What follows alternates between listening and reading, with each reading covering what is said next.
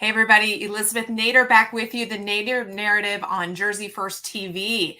Artificial intelligence, AI, Chat GPT. You guys have heard of these things. Some of you may be using these tools.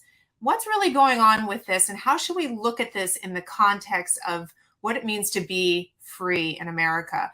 What does it mean when these tools are starting to take such a prominent role in society? Where are we headed? How should we look at it? What role should government take in addressing these tools? Should they be regulated? Should we be concerned about where things are headed, either from the standpoint of the actual tools themselves or what stance the government, frankly, is taking? There are a lot of questions with this.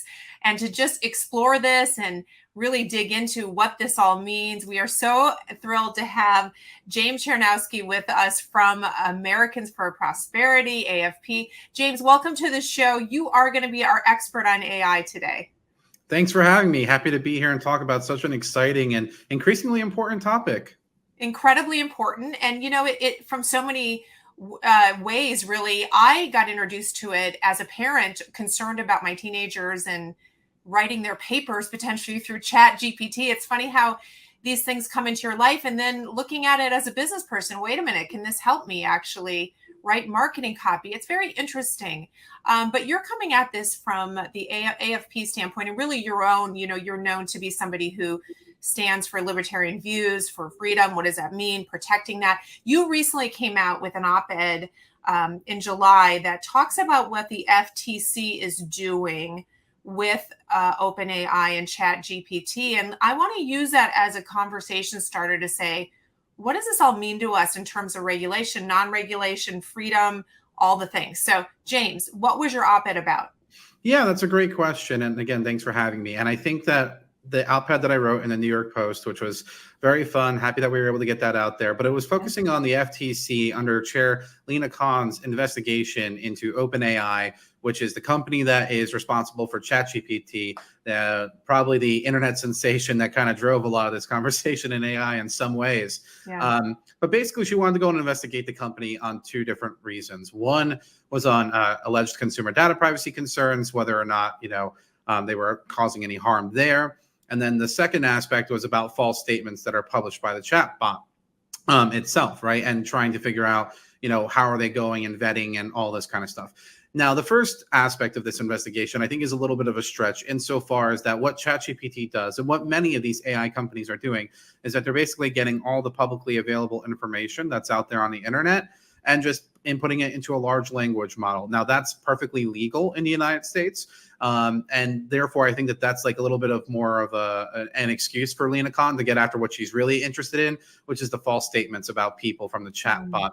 And I think that what she was trying to do there was ultimately chill the company into trying to control more thoroughly what kinds of inputs are going into the large language model that powers ChatGPT. And unfortunately for Lina Khan, the FTC is a competition regulator. It is not a speech regulator. And all the inputs that go into those large language models that power ChatGPT are based off of user-generated content, whether that's articles, ebooks, videos, etc. That's what goes and helps inform the bot produce the result that it's displaying to you. And that means that the FTC is attempting to use the law as a backhanded way to regulate speech. And that's not something that we should be okay with. That's something that should go and alarm many people. And it's something that should be soundly condemned too. So I think that, that was kind of the driving factor for why I wrote that op-ed in the New York Post. I feel like that was an underappreciated aspect of how the government is trying to get its dirty little paws into new and promising technologies. So interesting. And the FTC, she's taken some strange moves lately in other areas as well. But now that we see this in the context of what we've discovered with social media and the White House being involved in manipulating censorship there are a lot of layers to this. So it's interesting to me that FTC would take this move.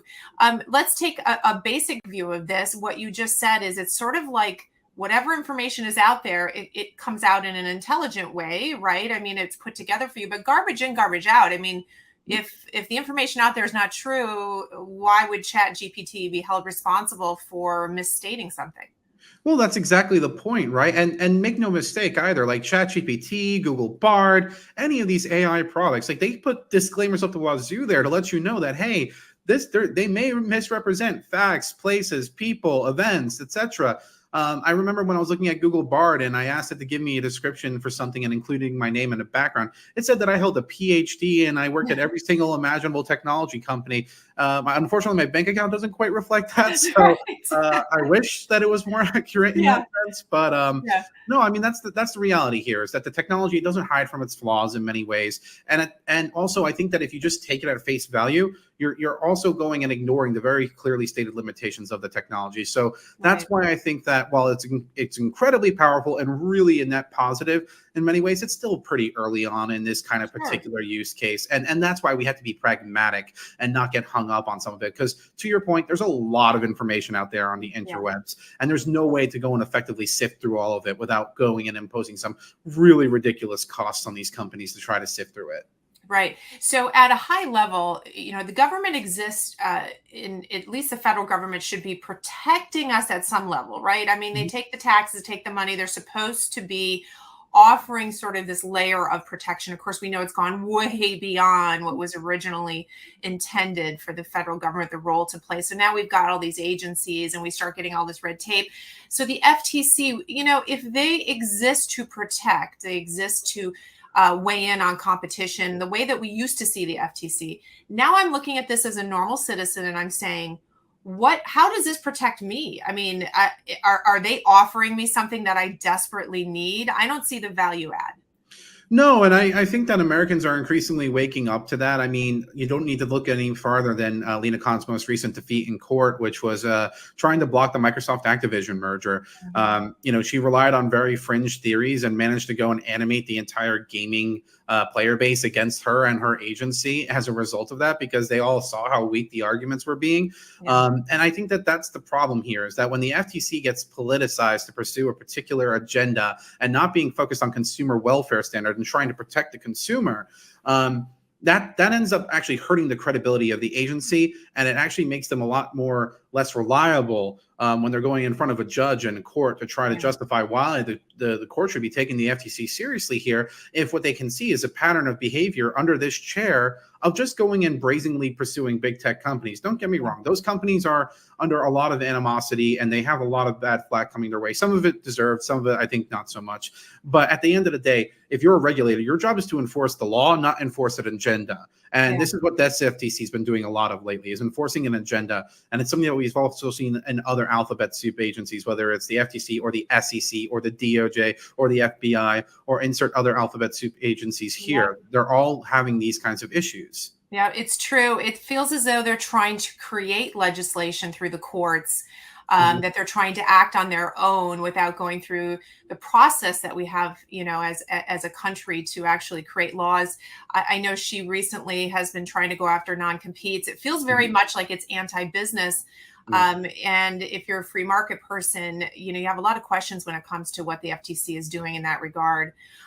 So you're a tech guy, you're a freedom guy. Let's talk a little bit more about AI, because, it's one thing we can discuss the government getting involved. And when I don't think that many people are surprised with this administration that they're not trying to sort of control everything. But at a global view, James, are you concerned about AI and its development? I watched a recent interview with Elon Musk, and he even seemed like a little concerned, like maybe the genie got out of the bottle and maybe we're not controlling it. What are your thoughts? Yeah, and I think that that's part of the issue right now, is that there's definitely a lot of what I like to call the Terminator fanfic scenarios, where we're worried about Skynet and the world coming to an end. And there was a letter that was signed with 350 people on it, going and equivocating AI to nuclear war and pandemics. And I think that is extraordinarily unhelpful rhetoric. Does any new technology have risks? Absolutely. But they also have a lot of benefits. And I don't think that means that you want to go and take an approach that stifles the technology out of fear, out of something that, could happen, but is extraordinarily improbable to happen.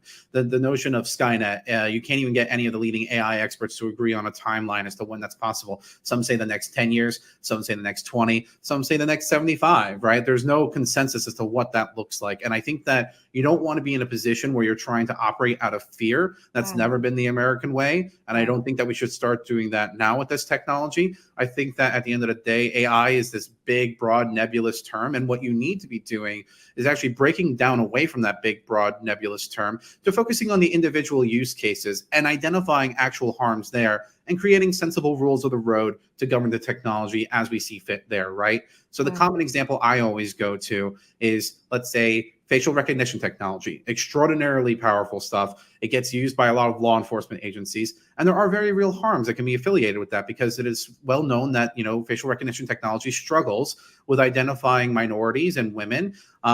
You know, and as a result of that, if the government's using that technology and they get it wrong because they relied on the technology, somebody's going to be paying a price in the form of a time in a jail cell. And that's something that I don't think we want to be see happening. So I think that that's what we need to be doing, is looking at the use cases, what's the actual harm, and regulating to mitigate against that in a least restrictive means possible way.